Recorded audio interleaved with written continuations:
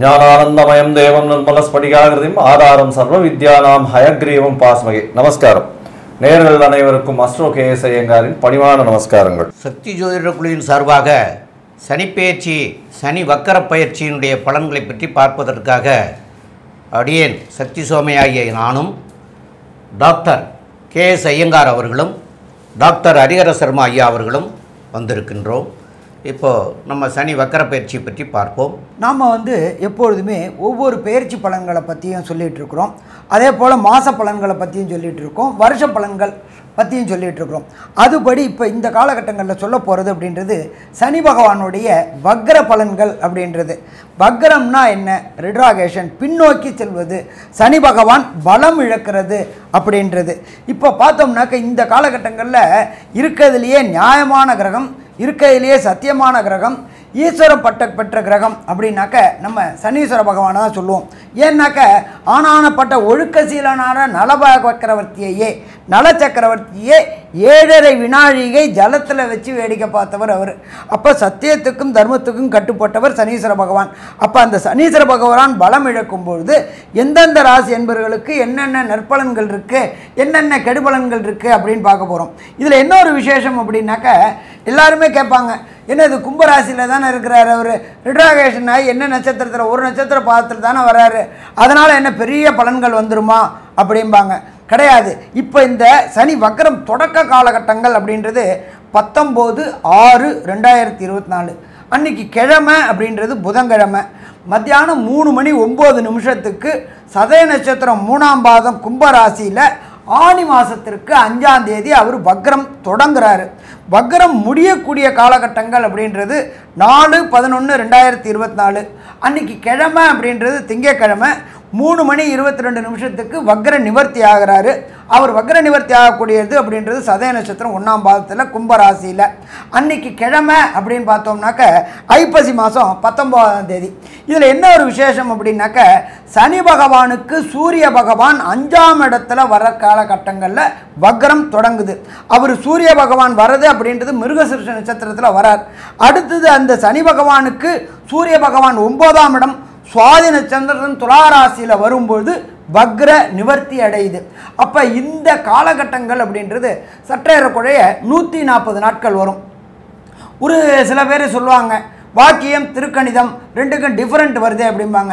எவ்வளோ டிஃப்ரெண்ட் வரும் அப்படின்னாக்கா அப்ராக்ஸாக ஒரு 10 நாளுக்குள்ளார வரக்கூடிய வாய்ப்புகள் உண்டு. இது 140 நாள், அது 150 நாள் வரும்.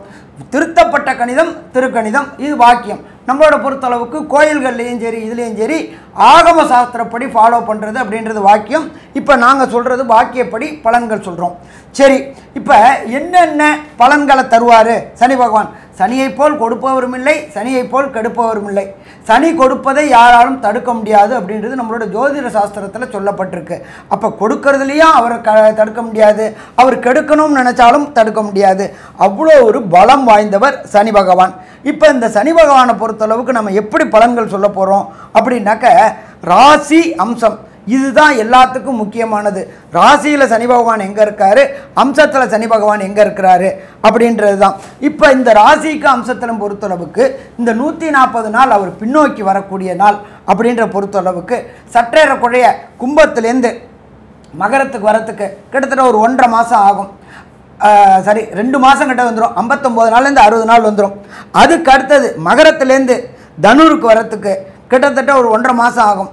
அதுக்கு அடுத்தது தனூர்லேருந்து இது பண்ணுறதுக்கு கிட்டத்தட்ட 1 மாதம் ஆகும். அப்போ சற்றேறக்குறைய 140 நாள் இவர் அந்த இடத்துல நின்று பலன் தரார்.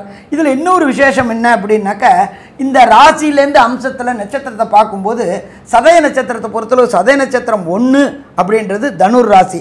அந்த தனுர் ராசியை நாம் என்ன ராசின்னு சொல்லுவோம் அப்படின்னாக்க நிலராசி அப்படிம்போம். அப்போ நிலராசியில் சனி பகவான் வக்ரம் ஆகும்பொழுது என்னென்ன நற்பலன்களை தருவார், என்னென்ன கெடுபலன்களை தருவார் அப்படிம்போம். அதுக்கு அடுத்தது மகர ராசி. மகர ராசியை பொறுத்தளவுக்கு நம்ம ஜலராசி அல்லது நீர் ராசி அப்படிம்போம். அப்போ நீர் ராசியில் சதய நட்சத்திரம் ராகுவோட நட்சத்திரத்தில் சனி பகவான் டிராவல் பண்ணும்பொழுது என்னென்ன பலன்களை தருவார் அப்படிம்போம். அதே போல் பொறுத்தளவுக்கு சதய நட்சத்திரம் கும்பராசி, அது காற்று ராசி. காற்று ராசி அப்படின்ற பொறுத்தளவுக்கு நமக்கு எல்லாருக்குமே தெரியும். காற்று மாசுபடுறதுனால என்னென்ன உபாதைகள் வருது அப்படின்றதை பார்த்துருக்கோம். நம்ம டெல்லியிலேயே பொல்யூஷன் ப்ராப்ளம் வரும்பொழுது வீட்டிலேயே முடங்கி கிடக்க வேண்டிய சூழ்நிலை ஆகி போயிடுச்சு. மெட்ரோ ரயிலேருந்து எல்லா போக்குவரத்தும் முடக்கப்பட்டுருச்சு. அப்போ காற்றில் ப்ராப்ளம் என்னென்ன வரும் அப்படின்றது தெரிஞ்சு போச்சு. அதை மாதிரி வரும்பொழுது ஒவ்வொரு ராசிக்கும் அவர் வரும்பொழுது இருக்கக்கூடிய நாட்கள் 1.5 மாதம் 2 மாதம் 1 மாதம் இந்த 140 நாட்களும் என்னென்ன பலன்களை தருவார் அப்படின்றதையும் நம்ம பார்க்குறோம். அடுத்தது அவர் சனி பகவான் வர்றது யாரோட நட்சத்திரத்தில் வராரு அப்படின்னா ராகுவோட நட்சத்திரம். ராகு சனி காம்பினேஷன் என்னென்ன ப்ராப்ளங்களை பண்ணும் அப்படின்றதையும் நம்ம பார்க்க போகிறோம். இதை தவிர சனி பகவானுக்கு உண்டான பிரீத்திகள் என்னென்ன அப்படின்ற ரொம்ப சிம்பிளாகவே பிரீத்தி பண்ணலாம். எந்த கிரகத்தினால ப்ராப்ளமோ அந்த கிரகத்துக்கு சரணாகதி அடைகிறது. அப்போ நம்ம சனி பகவானால் ப்ராப்ளமா, சனிக்கிழமை என்னென்ன காரியம் பண்ணணும், சனிக்கிழமை நாம் இருக்கிற இடத்துக்கு கோயிலுக்கு பக்கத்தில் உள்ள புராதான கோயில்களில் உள்ள நவகிரகத்தில் சனீஸ்வர பகவானுக்கு ஒரு 3 எல் தீபம் 9 முறை பிரதட்சணம். 1 எளிய பரிகாரம். அதுக்கு அடுத்தது 2வது பரிகாரம் அப்படின்றது சனி அப்படின்னாலே இரும்பு சம்பந்தப்பட்டது. அப்போ இரும்பு சம்பந்தப்பட்ட தானங்கள் யாருக்கு கொடுக்கலாம் அப்படின்னாக்க சனியை நம்ம என்ன சொல்லுவோம், மந்தக்காரகன்னு சொல்லுவோம், மெல்ல நடக்கக்கூடியவர். ஏன்னு கேட்டிங்கன்னா கிரகத்திலேயே ஊனமுற்ற கிரகம் அப்படின்றது சனீஸ்வர பகவான். அப்போ இந்த ஊனமுற்றவங்களுக்கு, அதாப்பட்டது கைகால் ஊனமுற்றவங்களுக்கு, அதுவும் ஸ்பெஷலாக பார்த்தோம்னா கால் ஊனமுற்றவங்களுக்கு இந்த மெட்டல் கால் வாங்கி கொடுக்கறது, இது செய்தோம்னாலும் கண்டிப்பாக நல்லது நடக்குமா, நல்லது நடக்கும். சரி, இதெல்லாம் செய்ய முடியாது, ஒரு சின்ன எளிய பரிகாரமாக சொல்லுங்கள் அப்படின்னாக்க ஓம் காகத்வஜாய வித்மகி கட்க ஹஸ்தாய தீமகி தன்னோ மந்த பிரஜோதயாத் இந்த காயத்ரியை சொல்லிட்டு வந்தீங்கன்னாலும் சிறப்பாக இருக்கும். இதை தவிர நம்ம பார்த்தோம்னாக்க அருகில் உள்ள அநாத குழந்தைகளுக்கு உண்டான ஆசிரமத்தில் உண்டான குழந்தைகளுக்கு உண்டான உணவு பதார்த்தங்கள், அதுவும் பார்த்தீங்கன்னாக்கா சுடுசாதமாக கொடுக்கறது. அதே போல் வீட்டில் டெய்லி இந்த 140 நாளும் காகத்துக்கு சுடு சாதம். எல்லோரும் என்ன செய்வாங்க, வீட்டில் மீந்து போன பழைய சாதத்தை கொண்டு காகத்தை வைப்பாங்க. அது மேலும் பாவத்தை கூட்டக்கூடிய காரியம். அதனால் சுடு சாதம் வச்சோம் அப்படின்னு சொன்னாக்க அந்த பிரச்சனைகளும் தீரும். நம்ம என்ன பண்ணுறோம் அப்படின்னாக்க காகத்தை பித்திருக்களுடைய அப்படின்றோம், பித்திருக்களுடையது அப்படின்ட்டு, பித்திருக்கள் காக ரூபமாக வருவாங்க அப்படின்றோம். அப்போ அந்த காகத்துக்கு வைக்கும்போது பித்ரு தோஷமும் விளங்கக்கூடியது இந்த காலகட்டங்கள். ஆக மொத்தத்தில் இந்த 140 நாளும் என்னென்ன எளிய பரிகாரம் செய்யலாம் அப்படின்றத செய்யலாம். இதை தவிர எந்தெந்த கோயில்கள் என்னென்ன ராசிக்காரர்கள் போனாக்க அதுக்கு உண்டான விடிமோட்சம் கிடைக்கும் அப்படின்றதையும் பார்க்கலாம். இப்போ இன்றைக்கி சனிப்பெயர்ச்சி 6 அன்னைக்கு நம்மளுடைய கிரக நிலவரம் என்னென்ன பொசிஷனில் இருக்குது அப்படின்றதையும் பார்த்துருவோம். காலபுருஷ தத்துவத்தின்படி முதல் ராசியான மேஷ ராசியில் செவ்வாய் பகவான் உட்கார்ந்துருக்கார். அடுத்தது 2வது ராசியான ரிஷபத்தில் குரு பகவான் உட்கார்ந்துருக்கார். அந்த சனிப்பெயர்ச்சி தொடங்கக்கூடிய காலகட்டங்களில் மிதுனத்தில் மிருகசீரிஷ நட்சத்திரத்தில் சூரிய பகவான் உட்கார்ந்துருக்கிறார். அதே போல் ஆட்சி பெற்ற புத பகவானும் சுக்கிர பகவானும் உட்கார்ந்துருக்கிறார். காலபுருஷ தத்துவத்தின்படி 6வது ராசியான கன்னியா ராசியில் கேது பகவான் உட்கார்ந்துருக்கார். அன்றைக்கி நம்மளோட இது பொறுத்தளவுக்கு சனி வக்ரம் ஆகிற டயத்தில் சனி பகவான் என்ன நட்சத்திரம் வாங்கியிருக்கார் அப்படின்னு பார்த்தீங்கன்னாக்க குருவோடைய நட்சத்திரமான விசாக நட்சத்திரம் 4ஆம் பாதத்தில் உட்கார்ந்துருக்கார். இதை தவிர 11ஆம் இடமான கும்பத்தில் சனி பகவான் ஆட்சி பெற்ற சனி பகவானும் காலபுருஷ தத்துவத்தின்படி 12ஆம் இடமான மீனத்தில் ராகு பகவானும் கொண்ட நிலையில் இந்த சனி வக்ரம் இருக்குது. இப்போ சனி வக்ரம் அப்படின்றத பொறுத்தளவுக்கு மெல்ல செல்லும் கிரகங்கள், விரைவாக செல்லும் கிரகங்களில் மெல்ல செல்லும் கிரகங்கள் சற்றேறக்குறைய 2.5 வருஷம் அப்படின்னு பார்த்தா 24 6 30 மாதம். அதை 9ஆல் வகுத்தோம்னா சற்றேறக்குறைய 3.5 மாதம் ஒவ்வொரு கிரகத்துக்கும் இருக்கார். இப்போ இந்த வக்ர காலகட்டங்களில் ஒவ்வொரு ராசிக்கும் என்னென்ன நற்பலன்களை செய்வார், என்னென்ன தீய பலன்களை செய்வார், தீய பலன்கள் நடக்கும் பொழுது என்ன எளிய பரிகாரம் செய்யலாம் அப்படின்றத பார்ப்போமா? ரிஷபராசி நேயர்களே, உங்களுக்கு இந்த வக்ரகதியான சனி பகவான் 10ஆம் இடத்துல 19/6/2024 சுமார் ஒரு 2 மாத காலத்துக்கு அம்சகட்டத்தில் அவர் உங்களுக்கு 10ஆம் வீட்டிலே இருக்கார். 2 மாத காலம் வரைக்கும் மொத்தமே 140 நாள் இருக்க போகிறாரு. அதில் முதல் 2 மாதம் அவர் அம்சத்துலேயும் 10ல் இருக்கார். அப்போது 2த்துலேயுமே 10ஆம் இடத்துல இருக்கிறது வர்க்கோத்தம நிலைமைன்னு சொல்லுவாங்க. அந்த வர்க்கோத்தம நிலைமை அடைஞ்சது உங்களுக்கு மிக மிக சிறப்பு. அதனால் 10ஆம் இடத்துல இருக்கிறதுனால இந்த வக்ரகதியில், அதாவது குரு 10ஆம் இடத்துல இருந்து இது காலம் வரைக்கும் உங்களுக்கு நல்லதை செய்யலைனாலும் இந்த வக்ர காலத்தில் நல்லதை செய்யக்கூடிய சூழ்நிலைகள் உண்டு. அதுக்கு காரணம் என்னன்னு கேட்டிங்கன்னா வக்கரமாகி இதிலையும் கோச்சார ரீதியிலையும் வந்து உங்களுக்கு அதே ஸ்தானத்தில் இருந்து பலம் பெறக்கூடிய காலமாக அமைவதனால இந்த காலகட்டத்தில் வேலை இல்லாதவங்களுக்கு வேலை கிடைக்கிறதுக்கும் இதுவரைக்கும் தொழிலில் வந்து முடங்கி போய் இருந்தவங்கள நல்லா வர்றதுக்குண்டான வாய்ப்புகளையும் வேலையே இல்லாமல் இருந்தவங்களுக்கு வேலை கொடுக்கறதுக்கு வாய்ப்புகளையும் இந்த மாதிரியெல்லாம் இந்த தொழில் சம்பந்தமான ரீதியில் நல்ல முன்னேற்றத்தை கொடுக்கக்கூடிய காலமாக இந்த காலம் பொற்காலமாக அமையக்கூடிய காலமாக இந்த 140 நாட்களும் இருக்கும். அதுலேயும் இந்த 2 மாதம் ரொம்ப நல்ல முன்னேற்றத்தை தரக்கூடிய காலமாக இருக்கும். இப்போது இதில் அம்ச கட்டத்தில் அவர் வந்து சதய நட்சத்திரம் 2ஆம் பாதத்துக்கு வரக்கூடிய காலத்தில் என்ன மாதிரியான விளைவுகளை எல்லாம் நிகழ்த்துவார் அப்படிங்கிறத பற்றி நம்முடைய டாக்டர் கே ஐயங்கார் அவங்க சொல்லுவாங்க. ஐயா, அற்புதமாக சொன்னீங்க. அதாவது இந்த 140 நாட்களும் 10ஆம் இடத்திலேயே ராசி கட்டத்தில் இருப்பார். இருந்தாலும் சதய நட்சத்திரம் 3, 2, 1ன்னு 3 பாகங்களாக போகிறதுனால முதல்ல 2 மாதம் வந்து 3ஆம் பாதத்திலையும் 2ஆம் பாதமான சதய நட்சத்திரத்தில் 1.5 மாதம் இருக்கார். இந்த 1.5 மாதம் இருக்கக்கூடிய காலகட்டம்னு பார்த்தீங்கன்னா சதயம் 2ஆம் பாதம் மகரத்தில் வரும். அது இதன் மூலியம் மகரத்தில் நவாம்ச கட்டத்தில் வரும். இதன் மூலியமாக பார்க்கும்பொழுது 9ஆம் இடத்துக்கு உண்டான பலன்கள்னு எடுத்து செல்வமையானால் தந்தை உடல்நிலையில் பிரச்சனைகள் வரும். பாக்கியங்களில் சிறு சிறு பிரச்சனைகள் வரும். ஏதாவது ஒரு எதிர்பார்த்த விஷயங்கள் நடக்கிறதுக்கு பார்ப்பீங்க. உங்களுக்கு ப்ரமோஷன் கிடைக்கும் அப்படின்னு பார்த்துட்டு இருப்பீங்க. அந்த ப்ரமோஷன் கட் ஆகும். வரக்கூடிய வாய்ப்புகள் கிடைக்காது. ஏன்னா 9ஆம் இடத்துல போய் வந்து சனி பகவான் போய் ஆட்சி பெற்ற பென்ஷனியாக இருந்தாலும் கிடைக்கிறது கஷ்டம். இருந்தாலும் பண வரவிற்கு பஞ்சம் இருக்காது. வெளிநாடு வெளியூர் போகக்கூடிய பாக்கியம் நிச்சயமாக உண்டு. இந்த காலகட்டத்தில் பார்த்தீங்கன்னா படிக்கக்கூடிய மாணவர்கள் வெளிநாடு போய் இருக்கிறாங்க அப்படின்னா அவங்களுக்கு நல்ல ஒரு ஏற்றம் கிடைக்கும். படிப்பில் வந்து ஒரு புதிய ஏற்றத்தை தொடக்கூடிய வாய்ப்புகள் உண்டு. வேலை செய்யக்கூடியவர்களுக்கு புதுசாக வந்து ப்ரமோஷனுக்கு இந்த காலகட்டத்தில் தடங்கள் வரக்கூடிய வாய்ப்புகள் மிகவும் அதிகமாக இருக்கும். இந்த ஒரு 1.5 மாதத்தில் பார்த்தீங்களேனால் சனி பகவான் 9ஆம் இடத்துல நவாம்சத்தில் இருக்கிறதுனால பிரச்சனைகள் தந்தைக்கு உடல்நிலையில் பிரச்சனைகள் இருக்கக்கூடும். உங்களுக்கு பாக்கியஸ்தானம் அடிபடுறதுனால அந்த இடத்துல வந்து பிரச்சனைகள் வரக்கூடிய வாய்ப்புகள் மிகவும் அதிகமாக இருக்கும். மேலும் இந்த காலகட்டத்தில் பார்த்தீங்கன்னா 1 மாத காலம், இதுக்கு அடுத்து 1 மாதம் வரக்கூடிய காலத்தில் வந்து அவர் 8ஆம் இடத்துக்கு போகிறார். இது வந்து எப்படி இருக்கும் அப்படின்றத வந்து நம்ம ஐயா ஹரிஹர சர்மா ஐயா கிட்ட கேட்போம். ஐயா நல்லா தெளிவாக விளக்கமாக விரிவாக சொன்னீங்க.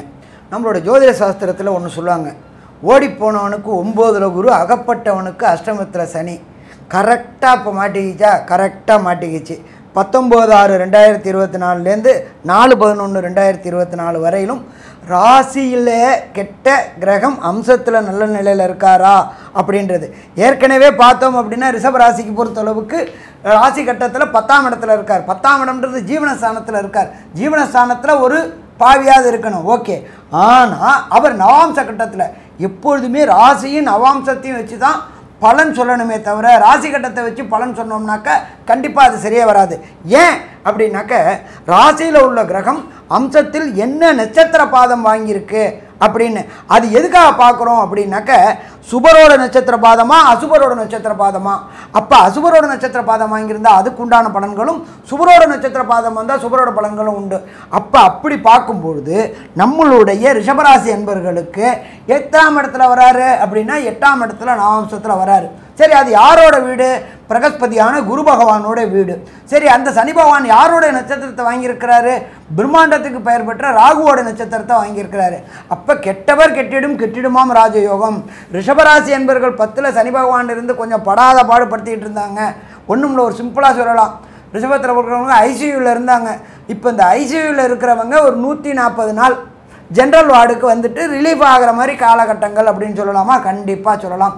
கெட்டவர் கெட்டிடும் கெட்டிடுமாம் ராஜயோகம். ரிஷபராசிக்காரங்களுக்கு பொறுத்தளவுக்கு வெளியூர் வெளிமாநிலம் வெளிநாடு போகணுன்னு முயற்சி செய்துட்டு இருந்த ரிஷபராசி அன்பர்களுக்கு வெளியூர் வெளிநாடு வெளிமாநிலத்துக்கு முயற்சி செய்தால் அது ஜெயிக்கக்கூடிய காலகட்டமாக ஜெயிக்கக்கூடிய காலகட்டங்கள். அதே போல் உடல்நலம் பாதிக்கப்பட்டிருந்தவங்களுக்கு 8ல் சனி குருவோடைய வீட்டில் வர்றதுனால சதய நட்சத்திரம் ராகுவோட வாங்கியிருக்கிறதுனால அந்த நோய் நொடியிலேருந்து விடுதலை பெறக்கூடிய நாட்கள், அதாவது பிரீத்திங் கிடைக்கக்கூடிய நாட்கள். அதுக்கு அடுத்தது மறைந்து வாழக்கூடிய நாட்கள். நம்ம மகாபாரதத்திலே பார்த்துருக்குறோம், அப்படியேற்பட்டவங்களே கிட்டத்தட்ட மறைந்து வாழ்ந்தாங்க. அதே மாதிரி வெளியூர் வெளிமாநிலம் சென்று பொருள் ஈட்டுவதற்காக போகக்கூடிய நாட்கள். அப்போ 8ல் சனி பகவான் வருது, நவாம்சத்தில் வருது, வெற்றி வெற்றி வெற்றி வெற்றி வெற்றி கொடுக்கக்கூடிய காலகட்டமே சொல்லலாம். இதில் ஒரு சில பேருக்கு என்ன ஆகும் அப்படின்னாக்க, இந்த 140 நாளில் தசாநாதனோ புத்திநாதனோ அந்தரநாதனோ சூட்சமநாதனோ கொஞ்சம் ப்ராப்ளம் படுத்திக்கிட்டு இருந்தால், இந்த 140 நாளில் எந்த கோயிலில் போய் எந்த கிரகத்திட்ட சரணாகதி அடையணுன்றது நம்ம ஐயா சொல்லி விளக்குவாங்க. ரொம்ப அற்புதமாக தெளிவாக விளக்கமாக விரிவாக சொன்னீங்க. இதில் சனி பிரித்தி பண்ணணுங்கிறது உங்களுக்கு அவசியமான காலம்தான். என்ன கேட்டால் சனி 10ல் இருக்கார், அதனால் அவசியமாக பண்ணத்தான் வேணும். அது ஏற்கனவே ஐயா முதல்ல ஆரம்ப காலத்திலேயே என்னென்ன பிரித்திகள் பண்ணலாங்கிறத சொல்லியிருக்காங்க. அதுகளையும் பண்ணிட்டு வர வேண்டியது.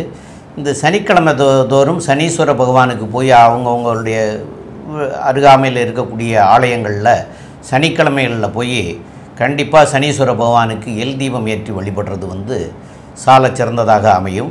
மேலும் உங்களுக்கு இந்த சனிக்கிழமையில் ஏழை எளிய மக்களுக்கு இந்த நொண்டி நொடமாக இருக்கக்கூடியவங்களுக்கும் அன்னதான வஸ்திரங்கள், இல்லைன்னா அவங்களுக்கு வேணுங்கிற இந்த கால் நடக்க முடியாமல் இருக்கிறவங்களுக்கு அவங்களுக்கு உண்டான அதாவது பாதணின்னு சொல்லுவாங்க, அதாவது செருப்பு அதுமாரி உள்ளது. இல்லைன்னா இந்த காலுக்கு மூட்டுலாம் இந்த ஆப்ரேஷன் பண்ணவங்களுக்கு இதெல்லாம் கம்பியெல்லாம் வச்சு கொடுப்பாங்க. அந்த மாதிரி உள்ளதெல்லாம் நீங்கள் பண்ணி கொடுத்தீங்கன்னா இந்த காலகட்டம் அற்புதமாக அமையக்கூடிய காலமாக அமையும். மேற்கொண்டு உள்ள விவரங்களை நம்முடைய டாக்டர் கே.எஸ். ஐயங்கார் அவங்க சொல்லுவாங்க. ஐயா, அற்புதமாக சொன்னீங்க. இந்த ரிஷபராசிக்காரர்களுக்கு இப்போ டோட்டலாக இந்த 140 நாட்கள் வக்கர சனி பயிற்சி எப்படி இருக்கும் அப்படின்னு பார்த்தோம்னா, முதல் 2 மாதம் பெரிய ஏற்றம், தொழிலில் அபரிமிதமான ஏற்றம் இருக்கும். தொழிலில் சிறு சிறு சுணக்கம் இருந்தாலும் உங்களுக்கு ஒரு நல்ல ஏற்றமும் பண வரவும் நல்லபடியாக இருக்கும். புதிய வேலை கிடைக்கக்கூடிய பாக்கியம் உண்டு. வெளியூர் வெளிமாநில பிரயாணங்கள் போகக்கூடிய வாய்ப்புகள் மிகவும் அதிகம். ஏன்னா கர்மகாரகன், தொழிலுக்கு அதிபதி அவர் தான். அதனால் சொந்த தொழில் செய்பவர்கள்லாம் பெரிய ஏற்றம் கிடைக்கக்கூடிய காலகட்டமாக இருக்கும். இருந்தாலும் உங்களுக்கு கீழ்ப்படிந்த மக்கள், அதாவது உங்ககிட்ட வேலை செய்கிறவங்க மூலியமாக சிறு சிறு பிரச்சனைகள் வரும்.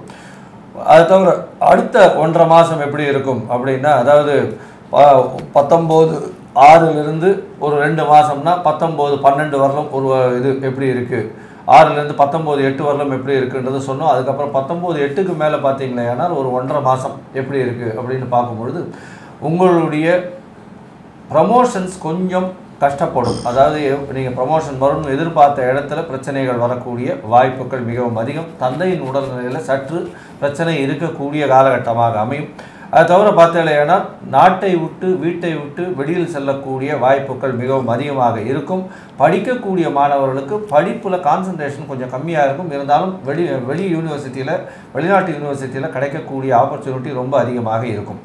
அதற்கடுத்து கடைசி 1 மாதம் 4/10 4/11/2024 வரலும் உண்டான நாட்களில் பார்த்தீங்கன்னா உங்களுடைய ராசிக்கு 10ஆம் இடத்தில் இருக்கக்கூடிய சனி பகவான் வக்கரகதியில் நவாம்சத்தில் 9ஆம் இடத்துல இருக்கிறது பெரிய, 8ஆம் இடத்துல இருக்கிறது விசேஷம். மறைந்து இருக்கக்கூடிய காலகட்டம். வெளிநாடு போகக்கூடிய வாய்ப்பு உண்டு.